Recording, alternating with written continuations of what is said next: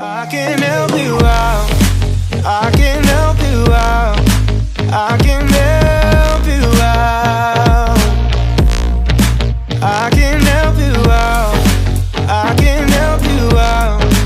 I can help you out. I can help you out. I can help you out. I can help you out. Hi guys! Welcome back for a brand new video! Yo!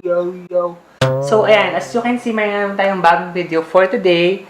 And ito yung aking naisip na gawing look na simple, yellow, kasi may ginagawa na tayong pink. So naisip ko naman is yellow look on here on my channel. So dadaanan natin lahat ng mga color na yan. And sorry kung di ako nakapag-upload last week kasi medyo busy yung lola nyo.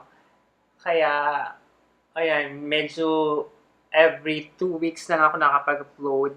Pasensya nyo na. And as promise, sabi ko, diba, after kong i-style tong hair na to, is nag-upload ako ng video using this hair. So, ayan, naisipan kong gawin tong look na to, na may yellow channeling, na may fierceness, malakas makamarimar, na medyo fierce version. Ayan siya. And statement red lip for our summer channeling. So, ayan na. So, don't forget to subscribe sa my channel kung di ka pa nakasubscribe. And kung gusto mo panood kung paano ginawa tong look na to, just keep on watching.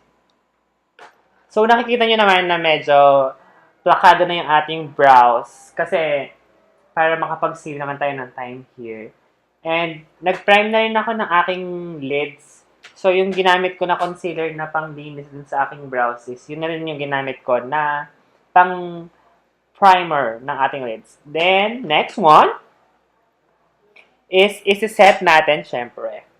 I-set natin ng itong white shadow from, yung Morphe Babe. So, ayan. Para mas magmukhang bright yung ating eyeshadow.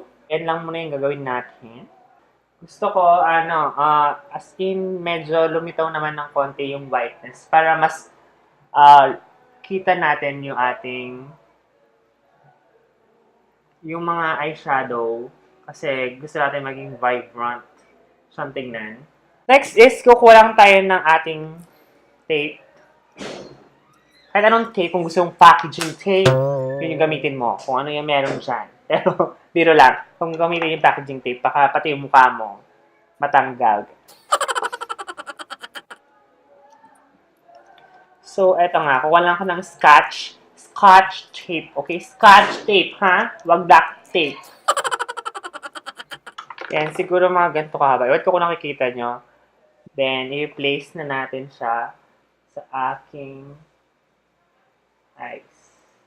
So, as in, medyo malapit lang siya dun sa dulo ng aking kilay.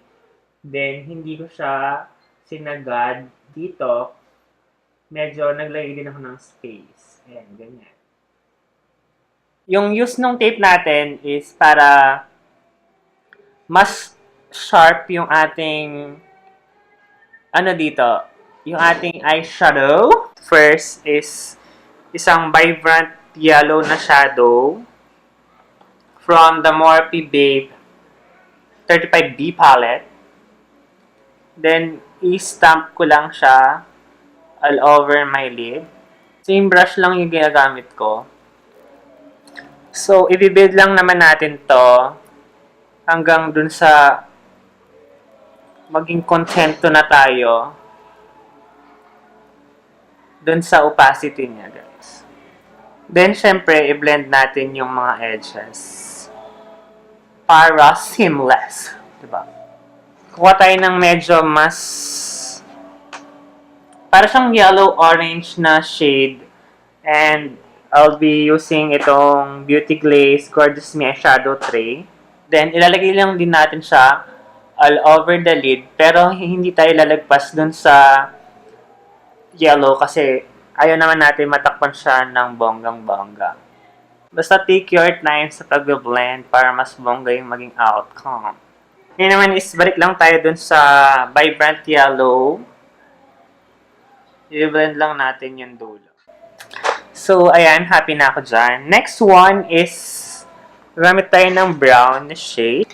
Isang warm na light brown, syempre. Then, i-focus lang natin siya dito sa dulo.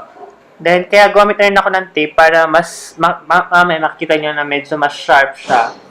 So, yung brown na ginagamit natin is, syempre, dahan-dahan lang. Ayaw naman natin mabigla yung color. Parang, lightest to darkest lang naman yung ginagawa natin. Ayan, so next one is palit na brush na rin naman yung ginagamit natin. So mas precise na brush yung next na gagamitin natin. Darker brown na warm tone. Then, ifo-focus talaga natin siya dito sa ating parang mag-act siya as a wing liner. Siguro mas maganda kung gamit tayo ng isang angled brush. So, ayun na nga. Gagamit lang tayo ng much darker na warm tone brown. So, bumalik lang ako dun sa lighter na brown. Kasi parang medyo mas bet ko na mas higher pa siya. Then, wini-wing out ko siya here. Then, balik lang dun sa yellow. I-blend lang natin. As in, pabalik-balik na process lang naman to. Then, dun sa darker brown. So, ayan, happy na ako sa dyan. Yan is, tatanggalin natin para makita nyo yung sharpness ng side na to. O, diba? Bangga! So, gagawin ko lang yung sa kabila. As in, ganong way lang din naman yung gagawin ko. And, gagawin ko na yung base ko kasi as always, pare-pareho lang naman yung base na ginagamit ko for my fest. So, I'll be back. Okay, so, ayan na lagay ko na ating may wagang base. Diba? Avocado. Flawless! Ngayon naman is, gagawin natin kung paano ko ginawa to. So, first one is, gagamitin natin yung ating yellow na vibrant shade dun sa Morphe Babe. Then, i-connect lang natin siya dito para hindi naman siya ganun ka-harsh tignan na sharp yung side na to, di ba? So, ayan, mini-blend lang natin siya. Then, next is yung ating brown, yung light brown muna. Hanggang dito lang, di ba? Yan, pag naka-straight hanggang dito lang, hindi natin siya ipapasok hanggang dito. So, ayan.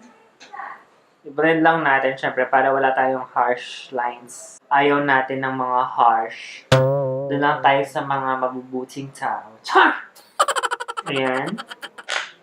Then, mas maliit pa na brush. Balik tayo doon sa yung darker brown na ginamit natin. Kasi ito naman, hanggang dito lang. Diba? Doon sa lighter brown hanggang doon sa dulo ng ating iris. And dito, before yung iris. Okay! Aray na to sa kaka. Ayan. So, happy na tayo dyan. Parang mas bet ko na much darker pa. So, kukulang ako ng medyo mas darker pa na shade. Then, i-darken pa natin. As in, konti lang. Para may dimension yung ating eyes. Hindi siya boring tingnan.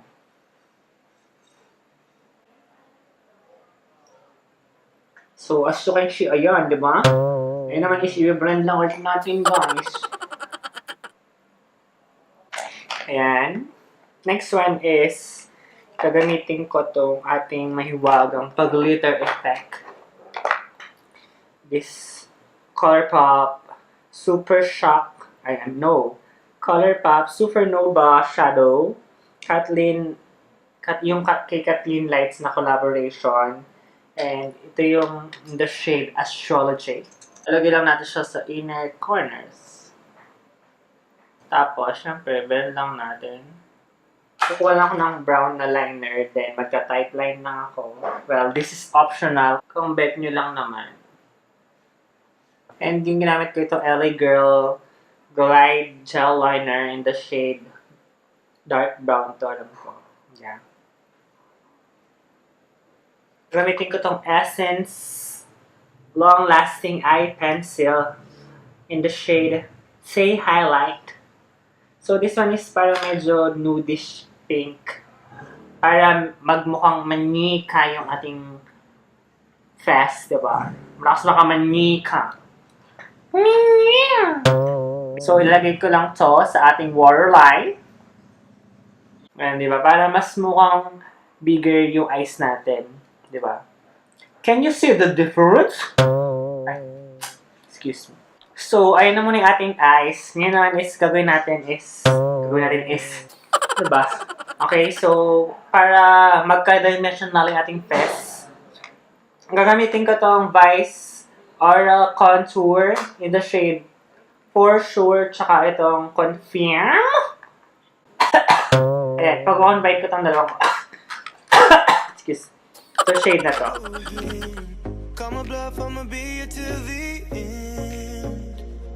I'm the one you ride to. Nawala si Beige!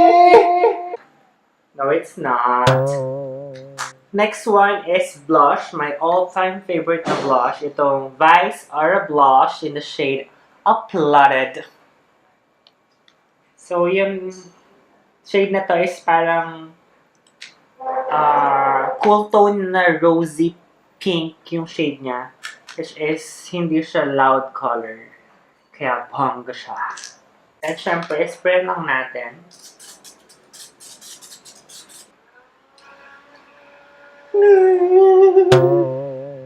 Then, let's put some highlight. Gagamitin ko itong EB Advanced GlowOut Highlighter. Okay?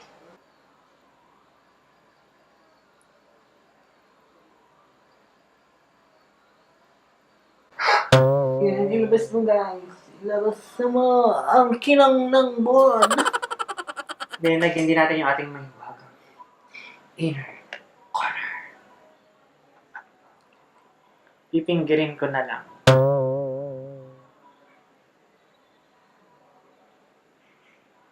Hindi pala magandang fingering.